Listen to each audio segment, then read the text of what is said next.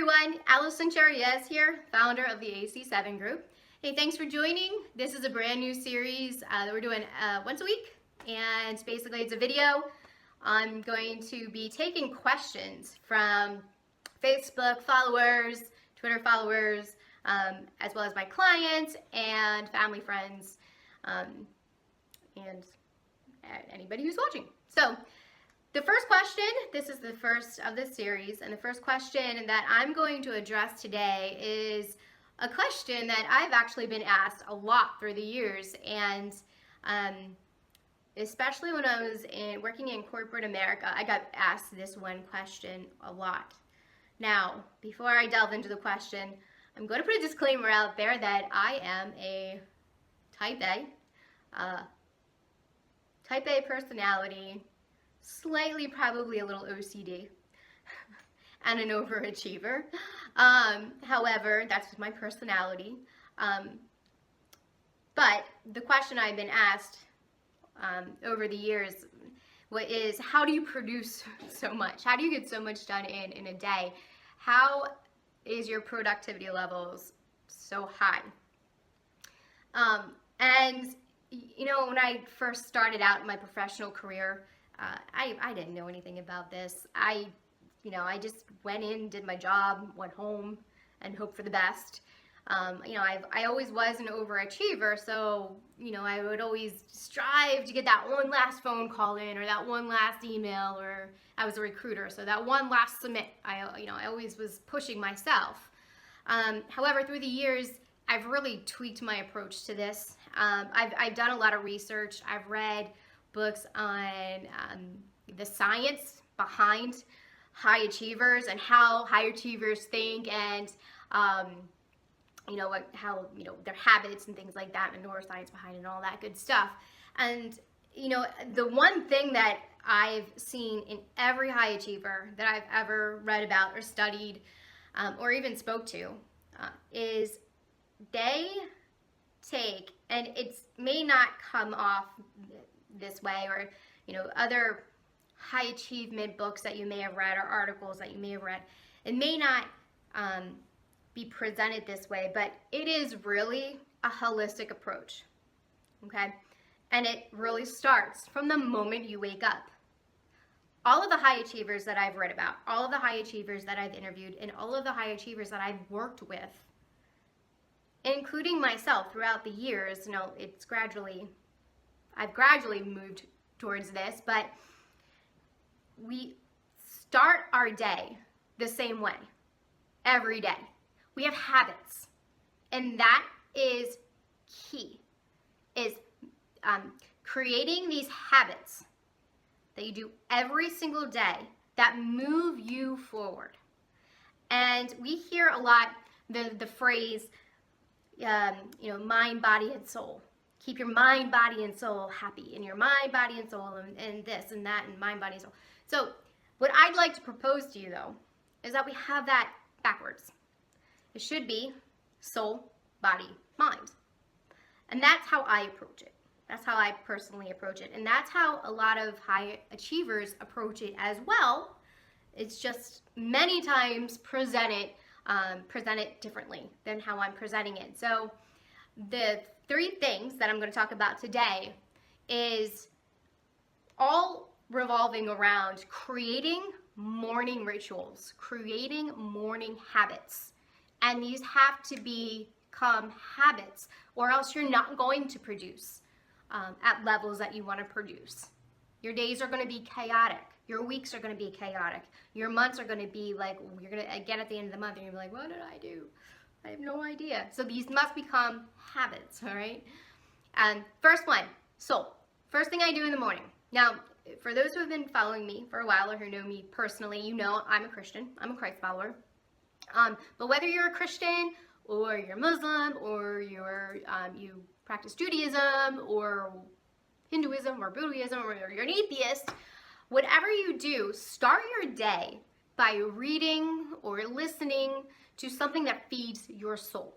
Okay, so for me personally, that's reading the Bible. I have my YouVersion. I usually have like 6 different plans going at one time from YouVersion, and It's an app on my phone. Some of them I can listen to, some of them I read, but whichever I choose, I'm feeding my soul first thing in the morning after my coffee. Actually, during my coffee, with my coffee. All right, so soul first starts my day off right. It just centers me. Then my body. I eat. A lot of people still don't eat breakfast. Even though there's all of these studies out there that say, oh, you need to eat breakfast. It's, it's going to fuel your metabolism for the whole day. It's going to give you the energy that you need. It's going to help you lose weight, so on and so forth. People still don't lose weight and they say, Allison, it's because I don't have time. And that's bull. I'm calling you out. That's bull. Bull, bull, bull. Because I can guarantee you the people that say, I don't have time, you're either doing one of two things. You're either waking up at a normal, respectable time, and the first thing you do is you reach for your phone and you check Facebook or your email. Probably Facebook.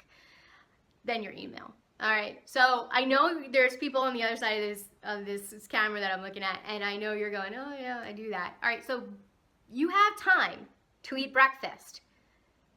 When studies have shown that when you look at a screen the first time, thing when you wake up, like, so if you're checking your phone before you even get out of bed, that actually right there starts a downward spiral of your productivity for the day. So don't even do it.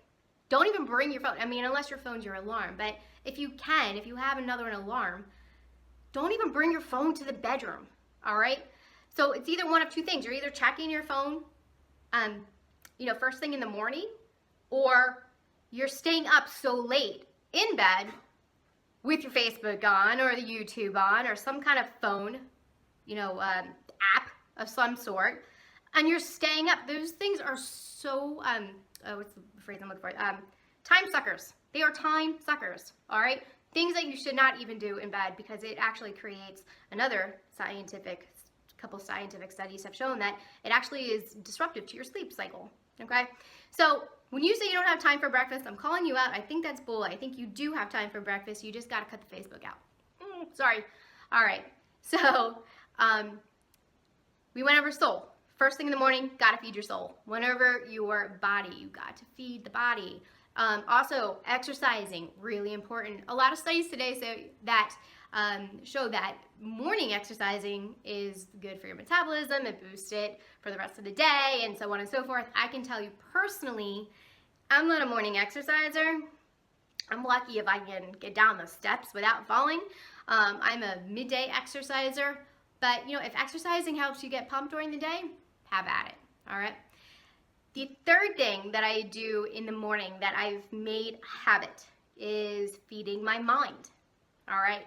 Now, when I say feed my mind, it's really centering my mind. All right, so for some folks, meditation. I actually do use meditation. I actually use a program called Holosync, and I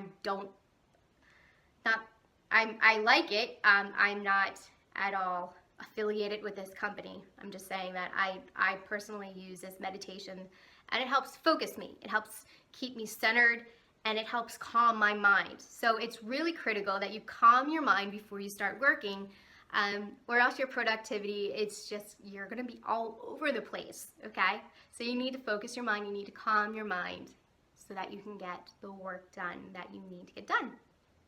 All right, so really, those are the three things, guys. That's what I do. So you asked, how do I produce so much during the day? Well, that's what I do. I start my day right. When you start your day right, it's like a domino effect and things just happen right. So, and again, you hear mind, body, soul, and I propose to you, let's challenge this. Let's make it soul, body, mind. All right? Hey, thanks so much, guys. Next week, we're going to have a new question, new video. Hope this served you. Go out and check the websites at theac7group.com. Got some blogs on there, some other information if you are so interested in learning more. And hope this served you, and we'll see you next week. Thanks.